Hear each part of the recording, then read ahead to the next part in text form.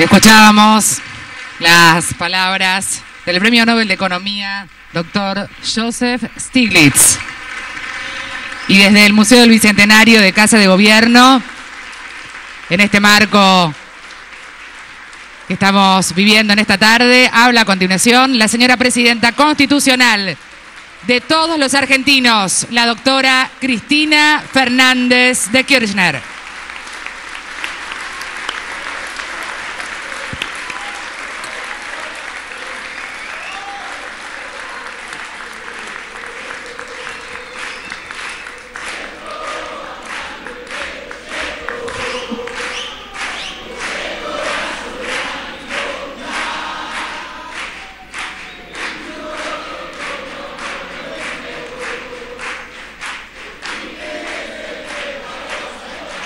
Gracias, muchas gracias.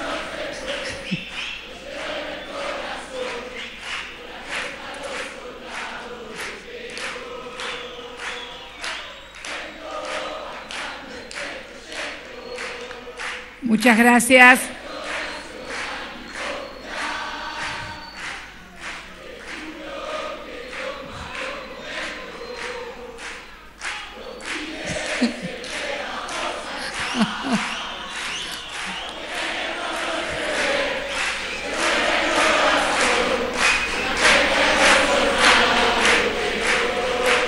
Bueno,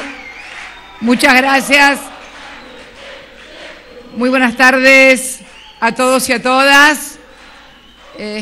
La verdad, profesor Joseph Stiglitz, una verdadera clase magistral. Dicen que soy audaz, pero no soy tan audaz como para hablar de economía después de Joseph Stiglitz, así que no se atemoricen. Pero la verdad que muchas de las cosas que dijo, la descripción, el análisis, esa frase fantástica que no quiero equivocarme porque la anoté expresamente y tiene que ver con muchas cosas que yo vengo diciendo desde hace tiempo en cuanto a las cosas que nos dicen, y que sostuvo que el problema en realidad no es saber cosas, sino saber cosas que no son verdad. Y esta frase, cuando él relataba cómo los bancos asustaban a los gobiernos y a las sociedades,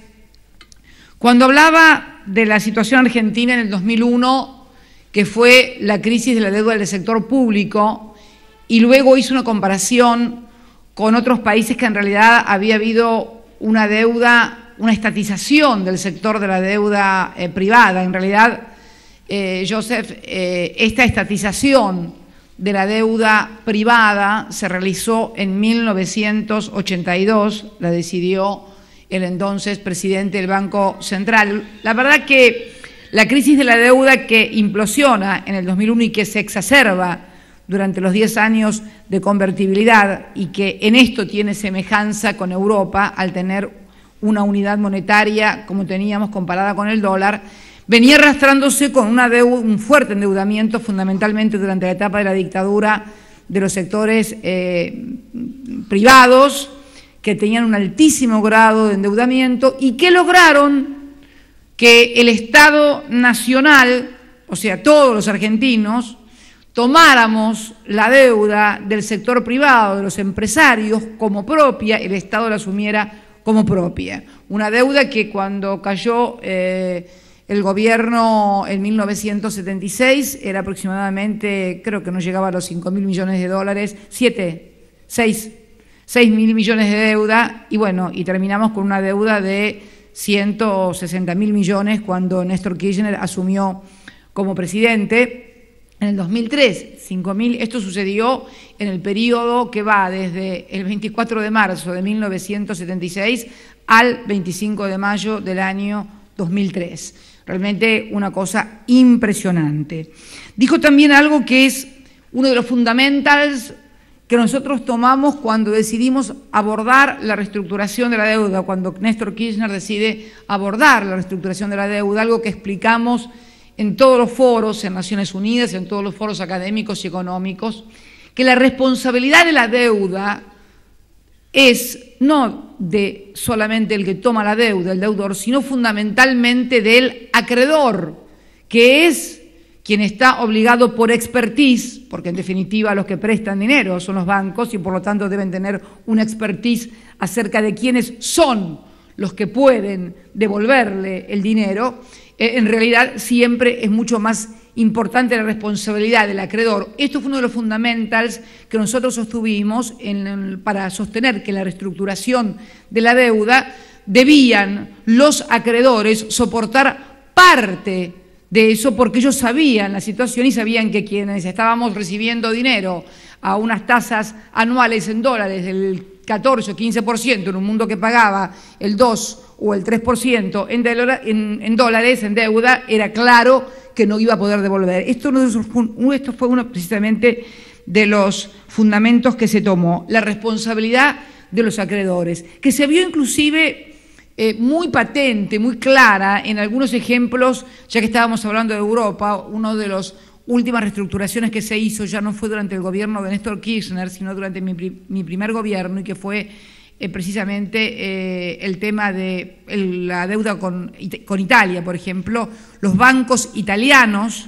habían colocado mucha deuda argentina en los fondos de pensión, con lo cual estaban diseminados por toda Italia, más de 500.000 de jubilados. Lo sabe muy bien Hernán Lorenzino, porque fue él, junto a colaboradores, que recorrió varias ciudades de Italia para ir tomando lugar por lugar y finalmente quedó muy poca gente, y fue así que un presidente argentino, en este caso una presidenta, pudo volver a Italia, precisamente luego de haber resuelto la segunda reestructuración de la deuda, que llegó en total a un 93%.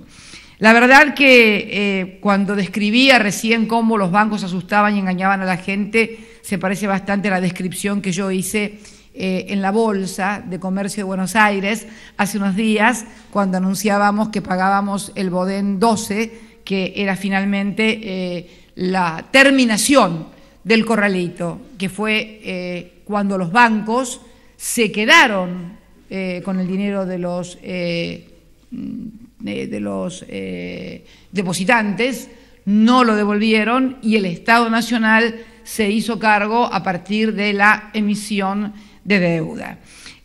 Todo lo que explicó el profesor Stiglitz acerca de economía, de demanda agregada, bueno, ustedes saben que también uno de los fundamentos de nuestro proyecto político ha sido sostener la demanda agregada. La reestructuración tuvo también otro fundamento, que es básico en lo que explicó el profesor Stiglitz, que es la ridiculez, lo absurdo de pretender resolver un problema de deuda con políticas de austeridad, presuponiendo, como decía él, que si yo me endeudé por gastar más de lo que ingreso, ahora tengo que gastar menos para solucionar el problema. Y en realidad lo agravan. Y es cierto,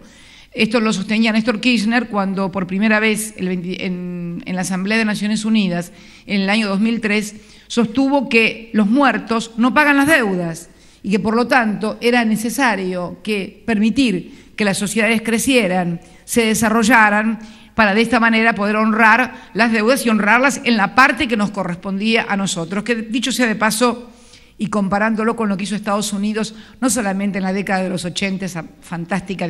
en realidad me daban ganas recién cuando lo escuchaba y contaba lo que había hecho Estados Unidos con sus bancos y cómo había trasladado el problema a Latinoamérica. Yo decía, para que lo escuche la Gilada, ¿no? Porque la Gilada que escribe no lo dijo seguramente una presidenta, sino que lo dijo, además de un economista premio Nobel, lo dijo además un hombre que enseña en las principales universidades de los Estados Unidos y que vive en Estados Unidos y que es estadounidense, con lo cual creo que no podrá ser acusado de chavista, ni de ideas raras. No sé, voy a leer atentamente las editoriales de mañana. En realidad lo que hizo Estados Unidos fue actuar inteligentemente en defensa de los intereses de su país, que es lo que tiene que hacer cada gobernante. Y lo que hizo, lo que contó además, que utilizó una contabilidad no market to market, es decir, lo que indica el mercado, sino una contabilidad market to hope, o sea, esperanza de que algún día vas a cobrar, que es registrar, autorizarle a los bancos a que registren los intereses como si fueran a cobrar algún día. De esta manera equilibrás, quedan con las relaciones técnicas que normalmente exigen todos los bancos centrales en todos los países del mundo, las relaciones estén equilibradas, que es un poco lo que nosotros venimos sosteniendo en el grupo del G20, nosotros, me refiero a la Argentina, cuando sosteníamos la necesidad de que se dieran registros contables que permitieran que los fondos, en lugar de inyectarlos a los bancos, los inyectaran a la economía real y de esta manera poder incentivar la demanda agregada, porque conjuntamente con el endeudamiento de los países tenemos un problema de endeudamiento de las familias, como él comentaba el problema de Estados Unidos, casas vacías y gente sin casas, o sea, es casi una descripción de lo que venimos diciendo nosotros. En realidad, yo le voy a comentar al profesor que nosotros no tuvimos esa solución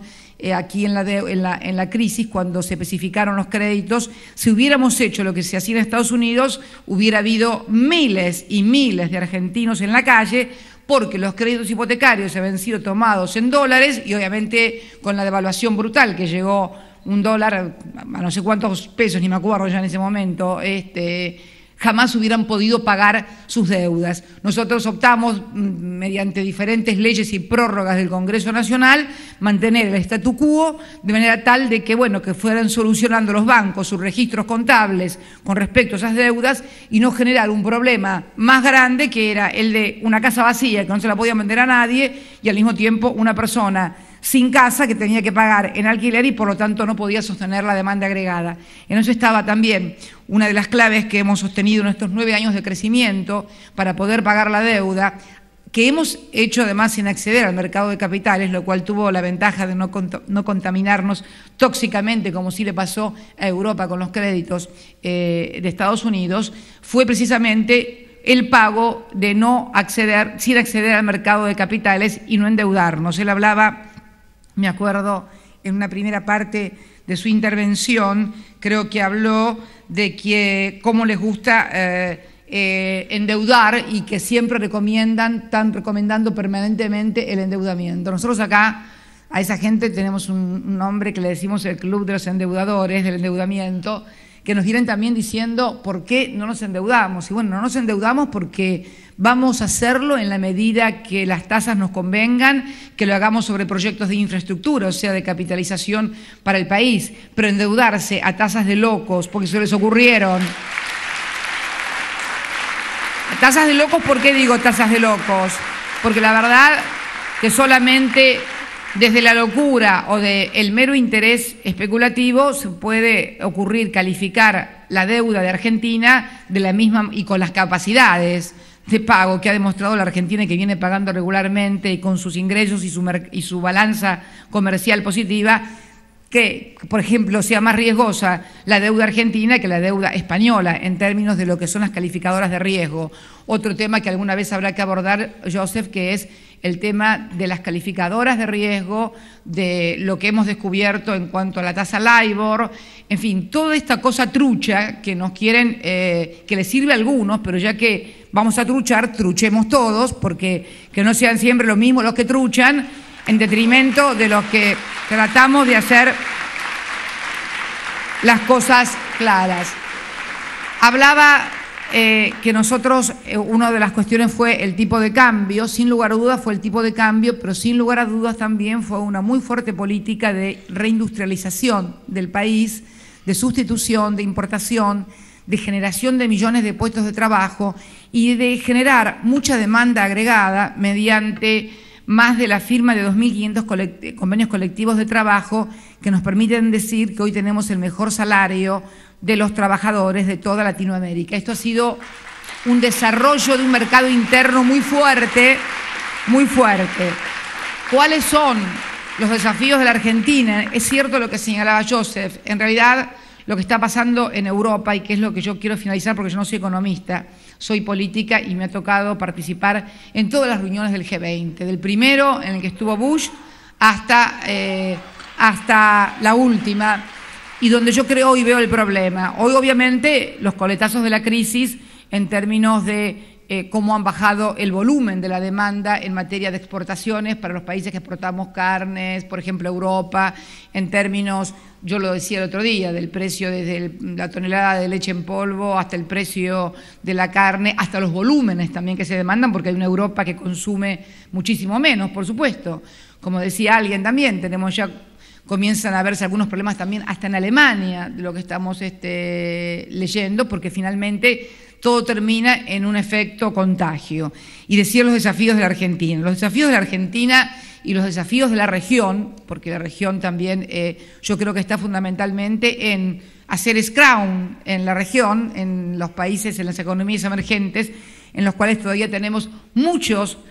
compatriotas en toda América del Sur, que incluir un país, una región que produce commodities que van a seguir teniendo un precio más que importante, no solamente por lo que puede ser la sequía de Estados Unidos, sino porque necesariamente con la incorporación de millones de personas que hoy comen y que antes no lo hacían,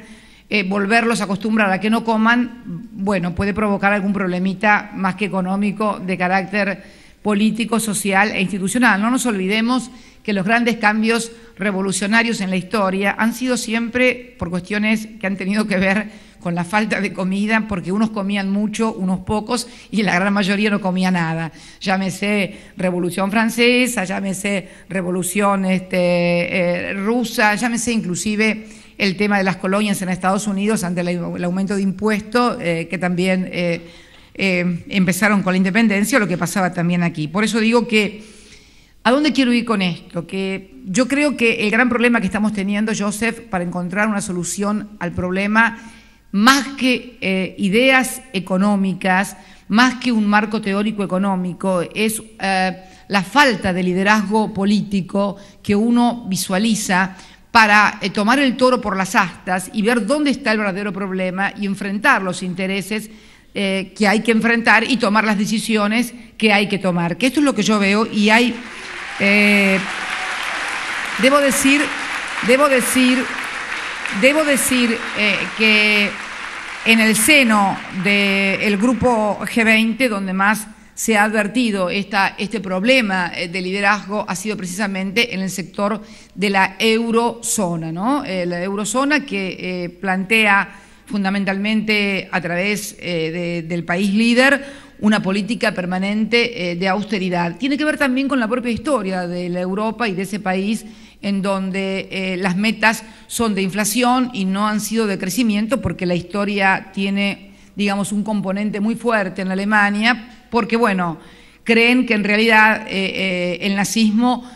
vino producto de un tema de inflación, cuando en realidad el nazismo fue un proceso ultranacionalista que tiene que encontrar sus raíces no en la inflación, que fue la última exposición, sino en las condiciones del Tratado de Versalles que se había firmado como resultado de la Primera Guerra Mundial. Esa es por lo menos mi visión acerca de cuál fue la verdadera causa del ultranacionalismo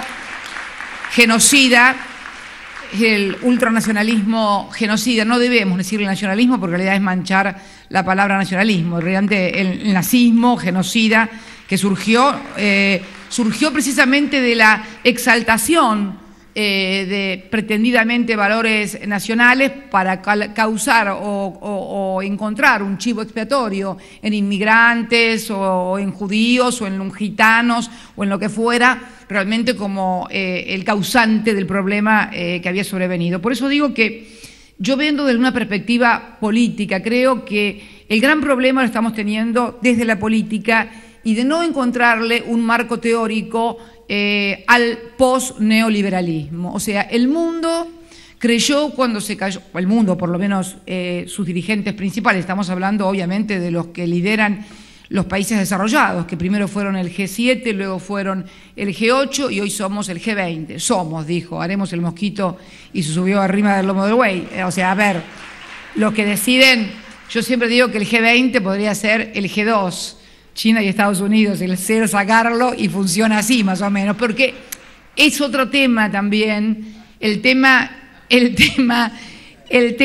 real, sí, yo lo veo funcionar, yo que lo veo funcionar adentro puedo dar fe de ello. No sé si la próxima vez después de esto me echan, pero no importa, pero es la verdad, es la verdad. ¿Cuál es el problema? Yo creo que siempre hubo un marco teórico asociado a un determinado sistema de poder político en el mundo. Creo que después de la Segunda Guerra Mundial, cuando se divide el mundo entre los que sostenían las ideas capitalistas y las ideas del bloque comunista, había un sistema de poder que dividió el mundo en bloques. En América Latina esto tuvo una consecuencia muy nefasta con la doctrina de seguridad, pero había un sistema de poder que administraba estas contradicciones y así transcurrió el siglo XX, con un bloque comunista que finalmente se derrumba en el muro de Berlín, y allí pareciera que algún colega suyo, no de su envergadura, evidentemente, predijo el fin de la historia, inclusive desde alguna universidad, y que había terminado la historia, basándose en Hegel inclusive. Se ve que no había leído adecuadamente a Hegel, pero bueno, esto es como todo, según cómo lo leas y con qué lentes lo leas. Bueno, pero basándose en Hegel, había llegado el fin de la historia, había triunfado el liberalismo. A mí me gustó una frase: ¿cuál capitalismo? Porque en realidad lo que se está haciendo ahora no es capitalismo, a mi criterio. Restringir el consumo y que la gente no tenga dinero para vivir, para gastar, para comprarse una casa o un auto, es exactamente lo contrario a lo que siempre propició el capitalismo, y fundamentalmente Estados Unidos con el American Way of Life. Si los inmigrantes latinoamericanos migraban a Estados Unidos, era precisamente para adquirir un confort y una forma de vida que no tenían en sus países de origen, con lo cual pretender que la austeridad, el no gastar, el que la gente se muera de hambre y que no pueda acceder a bienes de consumo, es exactamente lo contrario a los motivos que dieron origen a esa caída del muro de Berlín y a una suerte de nueva hegemonía. ¿Cuál es el problema de lo que yo veo ahora? Que la nueva hegemonía derivó, ante la falta de contrapesos, derivó en una suerte de degeneración, por así decirlo, del capitalismo, o distorsión, para hacerlo menos. La palabra degenerado siempre lleva a malos entendidos. Distorsión del capitalismo, que pasó de concebir a la producción, al conocimiento, al agregado de valor de conocimiento, de ciencia y tecnología, que era la fase que seguía a ese otro capitalismo que habíamos conocido, por el capitalismo de los banqueros, o el capitalismo meramente de la especulación, que cree que el dinero se reproduce a sí mismo, como si se pudiera empollar, como si los bancos fueran gallinas que se sientan sobre el dinero y reproducen más dinero. En realidad, creo que esto no es así. Creo que tampoco se puede volver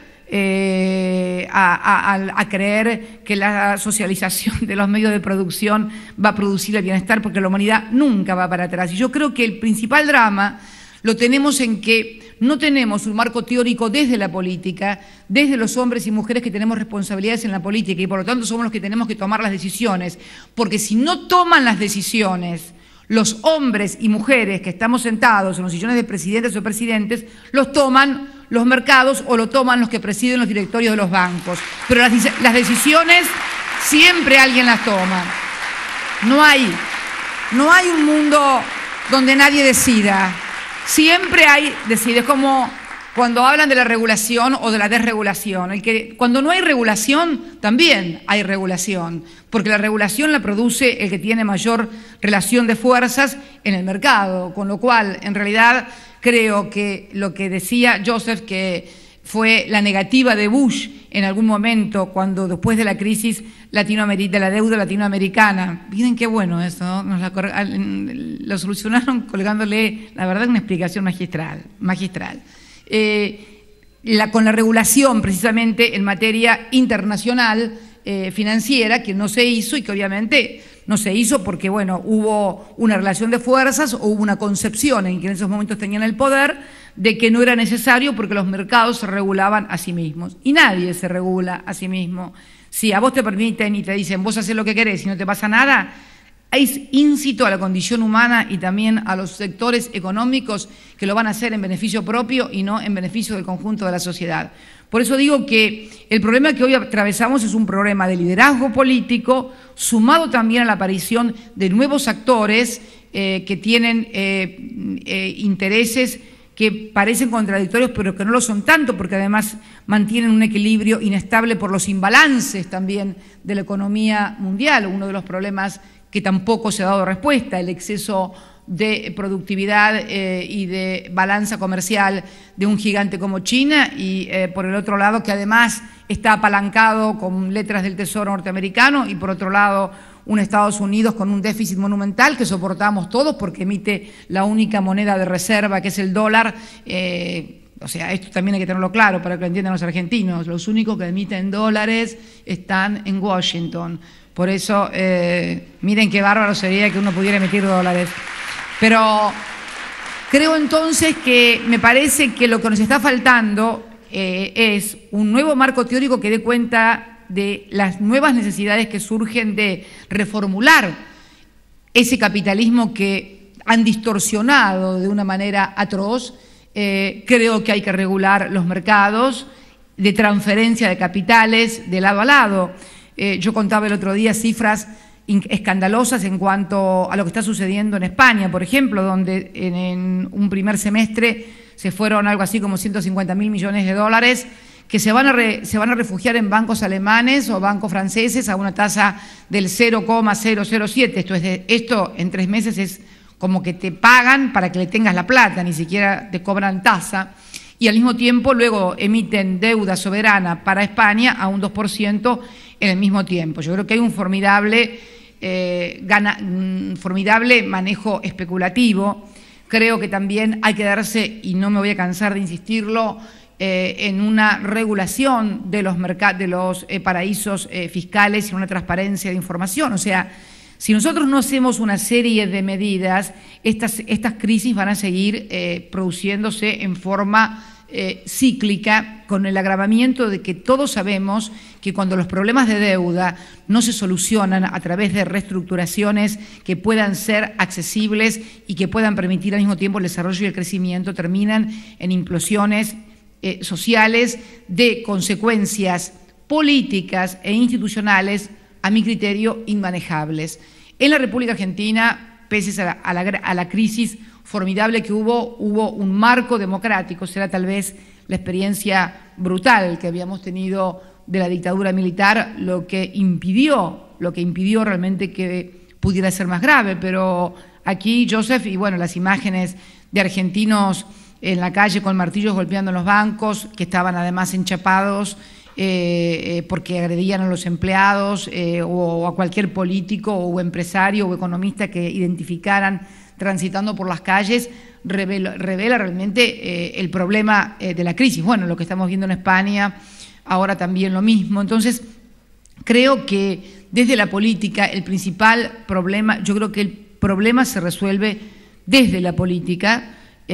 Siempre fue así, además, porque la resolución que vos explicaste tan brillantemente respecto de cómo se resolvió el problema de los bancos estadounidenses en la década del 80 no fue una solución económica en términos de los economistas. Acá hubieran dicho, ¿cómo van a hacer eso? Allá lo hicieron, hermano. Había que trucharon, y porque le convenía a Estados Unidos. Y la verdad que fue una decisión política, y la verdad que creo que si yo hubiera sido presidente de Estados Unidos en ese momento, hubiera tomado exactamente la misma decisión. Porque creo que la verdad que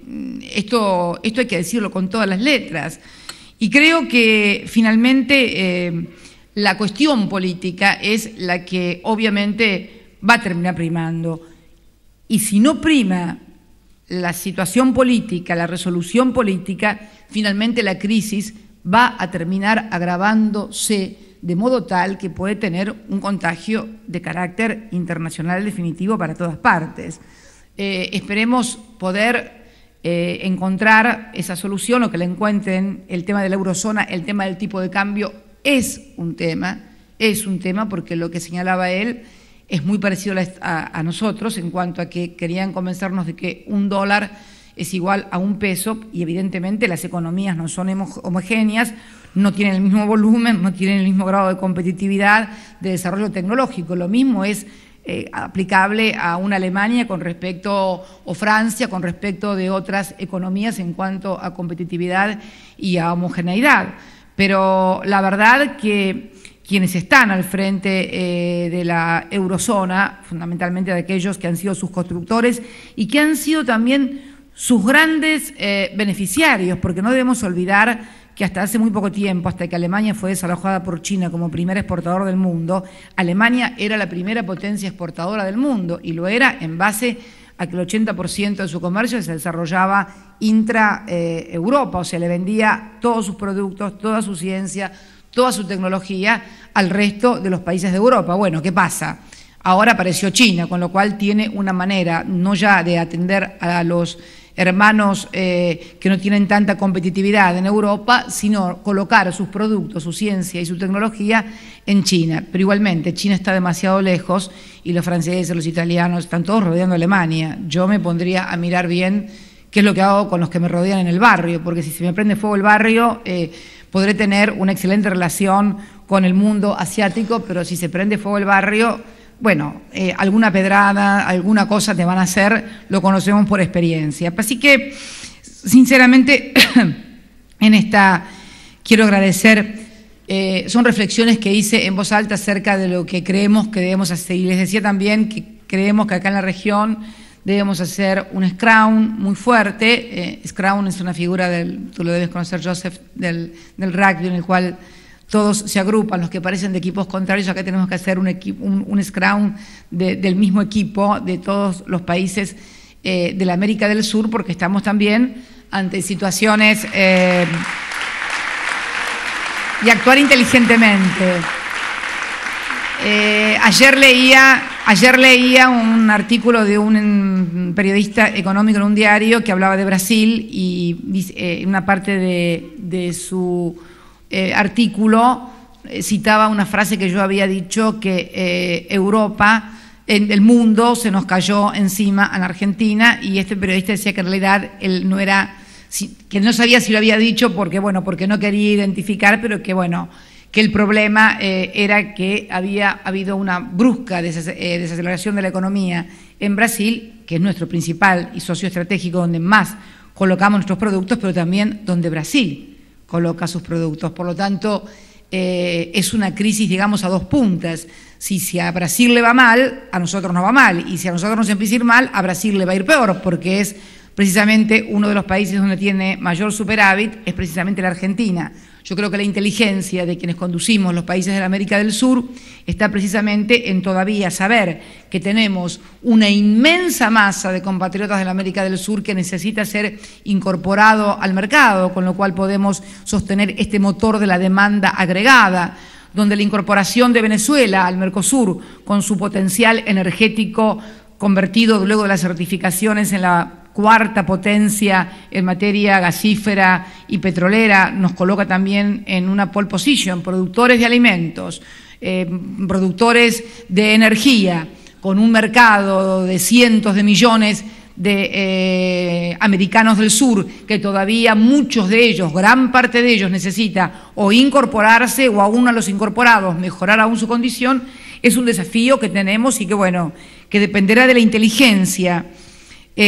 más que de la generosidad, porque en realidad en economía uno nunca puede pedir a los demás generosidad. Yo siempre digo que más que generosos me gustaría que fueran inteligentes, porque la generosidad es casi un sentimiento o una sensación. En cambio, la inteligencia te revela que vos tenés que hacer determinadas cosas porque te conviene, no porque seas bueno. Y en economía tenemos que ser eso, inteligentes, hacer las cosas que realmente nos convienen. Y yo creo que América del Sur está ante una gran oportunidad, porque nunca habíamos llegado a una situación de tanta unidad en muchas cosas que estamos haciendo, y yo creo que reformular algunas cosas y profundizar la integración de América del Sur puede ser uno de los grandes desafíos que precisamente no solamente ayuden a la América del Sur, sino también al mismo tiempo ayuden a la economía mundial. Los datos que nos vienen de China o que nos vienen de Europa ni hablar, pero de Estados Unidos tampoco son alentadores. Pero lo cierto es, Joseph, que durante la última década fuimos las economías emergentes las grandes sostenedoras de la actividad económica a nivel global. También hay problemas en India, que fue otro de los gigantes que también ayudó al crecimiento. Yo el otro día estaba hablando, me no sé si anda por ahí debido, no creo que estaba con, veo a Lali por ahí, andaba con fiebre. ¿Cómo está? ¿Bien? Bueno. Hablaban de la crisis energética. Yo leí el otro día que se cayó, ustedes saben que la democracia más grande del mundo es la de la República de India. Se cayó el sistema energético y se quedaron durante 48 horas, Dios mío, toco madera, 600 millones de indios sin luz, lo cual habla aún de la precariedad de economías tan importantes, sin hablar de las desigualdades sociales y algunas otras cuestiones que por supuesto quienes nos hablan aquí de India omiten prolijamente mencionar a los argentinos para que crean que en realidad, bueno, la Argentina es una cosa horrible y el resto del mundo es una maravilla. Pero lo cierto es que, más allá de lo que digan, creo que lo importante es aplicar toda nuestra energía y todas nuestras fuerzas y nuestra inteligencia precisamente a estos desafíos de los cuales hablaba Joseph. Yo creo sinceramente que este capitalismo no es un verdadero capitalismo, yo creo que es un capitalismo de casino, es un capitalismo especulativo, es un capitalismo basado fundamentalmente en salvar a los bancos y no salvar a las sociedades. Y la verdad que no sé para qué quieren salvar a los bancos y se van a encontrar a la gente directamente muerta de hambre. No sé quién va a ir a los bancos a sacar una tarjeta de crédito o a hacer un depósito. En realidad es casi un suicidio colectivo cuando uno lo piensa bien, ¿no? Porque en realidad quienes más deberían estar interesados en sostener la actividad económica son los bancos. En nuestro país, por ejemplo, Joseph, los bancos, pese a que nos critican mucho, no públicamente, pero no se entera, siempre no se entera. Sin embargo, los balances les han dado ganancias como nunca les habían dado y realmente los argentinos volvieron a creer en los bancos porque también volvieron a depositar después de lo que había pasado en el 2001. Entonces creo que realmente si todos comprendiéramos la necesidad de fortificar, de escuchar las palabras, no ya mías, que por ahí les puedo generar a muchos o fastidio o desconfianza, bueno, o lo que fuera, tienen todo el derecho a hacerlo por otra parte, pero cuando escuchamos relatar estas experiencias de un hombre de los quilates de Joseph Stiglitz, un premio Nobel, un hombre que enseña en las universidades, un hombre que fue aparte miembro del Fondo Monetario Internacional. Él integró el staff del fondo, por lo cual conoce al monstruo desde las entrañas. No es poca cosa. Creo que